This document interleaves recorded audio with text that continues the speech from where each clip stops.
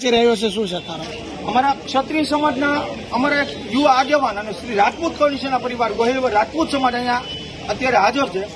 કારણ કે અમારા ક્ષત્રિય સમાજના યુવા આગેવાન લાલભા ગોહિલ કે જેઓ સમાજ માટે અડીખમ ગમે ત્યારે ઉભા હોય છે, એમની આજે આ ભારતીય જનતા પાર્ટીના ઇશારે માનનીય ભાવનગરના જીતુભાઈ વાઘાણીના ઇશારે ખોટી રીતના જે ધરપકડ કરવામાં આવી છે એ તદ્દન ખોટી છે.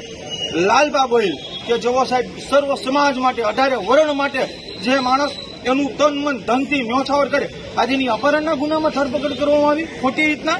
અને ક્ષત્રિય સમાજ ખાસ કરીને અમારા જે આ વડીલ છે આગેવાન કે અમે આ ભારતીય જનતા પાર્ટીને અમે જે કાંઈ અમારી લડત છે અસ્મિતાની એ લડીએ એટલે અમારે આગેવાનની ધરપકડ કરવાની. આ તંત્ર ક્યાં છે? આ કાયદો ક્યાં છે? આ ન્યાય ક્યાં છે?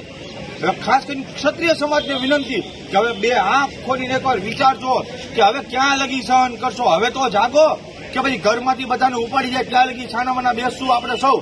હવે તો સાહેબ ઈટનો જવાબ પથ્થરથી આપવાની તાકાત ક્ષત્રિય સમાજ ધરાવે છે. કારણ કે આ મહારાણા પ્રતાપના વંશજો છે સાહેબ. સહન કરવાની રીતે અમે બહુ કરી લીધું સાહેબ. કાયદાનો ન્યાય હોય તો સાહેબ જે ટાઈમે પરસોત્તમ રૂપાલાએ અમારા ક્ષત્રિય સમાજની માતા બહેનો પર ટિપ્પણી કરી ત્યારે એમનું પુતળું દહન કર્યું તો અમારા આગેવાનો પર ફરિયાદ. બાકી જે આ રાહુલ ગાંધી કે જે કોઈ નેતા ટિપ્પણી કરે એનું પુતળું નહીં, એને પોતાને મારી નાખો અમને મંજૂર. પણ સાહેબ એનું પુતળું દહન કરે ત્યારે પોલીસ પ્રોટેક્શન આપે સાહેબ. આ તો કઈ રીતના ન્યાયની વાત થઈ સાહેબ.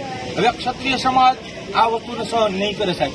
પૂરી તાકાતથી આ ભારતીય જનતા પાર્ટીની સરકાર જે અમારા ક્ષત્રિય સમાજના આગેવાન સાથે જે કાંઈ આ અન્યાય કર્યો એનો જવાબ મુતોડ દેવાનો. જ્યાં લગી લાલભાની તાત્કાલિકના ધોરણે જ્યાં લગી આ તંત્ર આ સરકાર એમને છૂટા નહીં કરે તો પછી અમે સમગ્ર ગુજરાતમાં આહવાન સાથે ભાવનગરમાં બધા ભેગા